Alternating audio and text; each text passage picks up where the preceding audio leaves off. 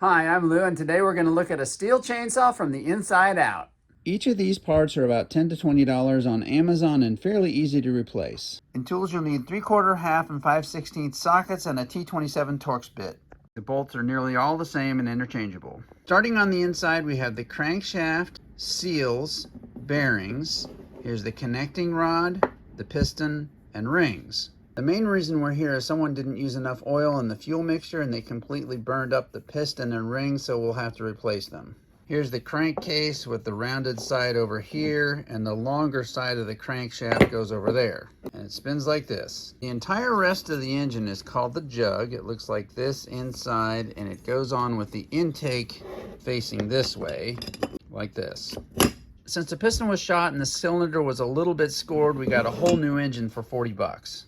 Looking through the exhaust port, you can see a shiny new piston and rings. Our intake boot goes on here. Here's the impulse line that provides pressure for the fuel. The engine slides into the body of the saw like this and is held in by 4 bolts from underneath. The only other thing under here is this little pipe that connects the oil reservoir to the pump. It goes in here, and this is the pump that sends oil up this tube out to the chain. Next goes the flywheel, 1/2-inch nut.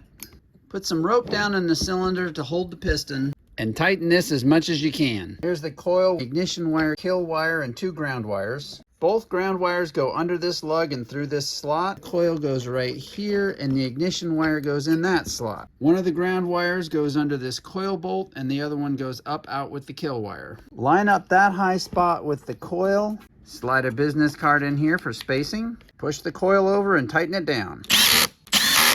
When you pull out the card, the wheel should spin freely. These are usually held together with a rubber sleeve, but I had to take mine off, so I'm going to use a zip tie. Here's our pull starter. Pull the rope, that spins, and grabs these to start the motor. When it gets going fast enough, they spin out of the way and disengage. It goes on like this.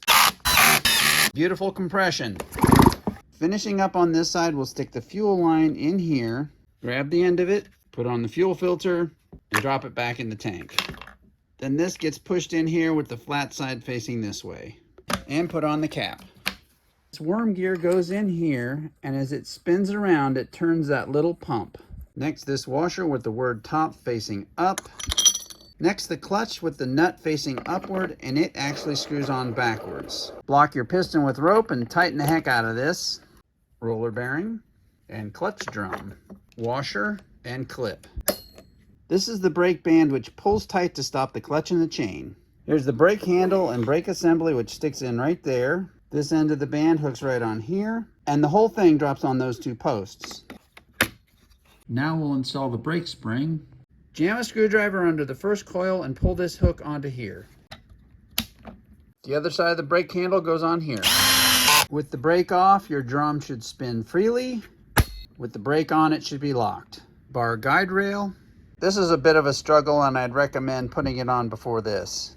Next, this goes on here, and there are 2 tricky parts. One, this hose has to get on this piece here, and this has to get through that hole. To make this easier to fit, fold it up like this and tape it. Next, push your folded boot through and get rid of all the tape. Impulse tube through there and kill wires there. Everything's in the right place, and now we have to put this through that hole. This rubber grommet goes over these 2 wires and into that hole. This metal plate goes here to hold on the boot, followed by a gasket.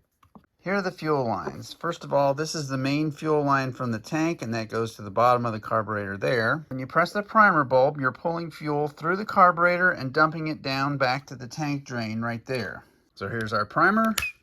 The line to the top of the carburetor goes through that hole into the short nipple. The pressure side of the primer goes down to the tank drain, and there's the air vent. Next, the carburetor. The rubber boot goes over the adjustment screws. And there's the main fuel line from the tank. And here's a little cover for the back side of the primer. If you got everything in correctly, your boot should line up with these holes in the plastic. While we're here, we'll put in the spark plug. The kill switch goes right in here. I pressed it all the way over, and then this yellow wire gets attached to that spade lug. Lift up that metal tab, and this switch shaft goes in here. And the black kill wire goes right there. When you push up, those 2 connect and kill the saw. Throttle trigger goes here, held in by this pin, and the safety snaps in back here. This handle lid hooks on right here and screws on from underneath. Done correctly, the trigger won't pull unless you push the safety. Here's the throttle linkage. You snake it all the way back in here and hook it on the throttle. You know you've got it in right if you can move the throttle. Pull your trigger forward and snap the other end right here. It works like this. The choke linkage slides right in here. Flip to full choke and drop this in. It should work like this. This is a warm air shield that should be taken out during cold weather. Air filter held on with 5/16 nuts. We're all done in here, so we can put the lid on and lock it. Here's our muffler. If your saw is not running well, check your spark arrestor. These frequently clog. The top edge of this cover slides right under there. Here in front of the chainsaw, the muffler bolts go here and here. Heat shield, gasket, muffler, and 5/16 nuts. The saw gets inserted into the handle like this, and bolted on in several places. The bar goes on here. If you have the no tool chain adjustment feature, turning this turns this, which moves the bar and tightens the chain. If you don't have this feature, there's typically a screw right here that does the same thing. There's the chain on, and we'll tighten it up here. Cover, make sure the chain is tight, and clamp it down. There are 4 plastic caps. The 3 large ones go here, here, and here, and the little one goes here. Properly mixed fuel so we don't burn up the piston again. I have plenty chain oil, and here we go.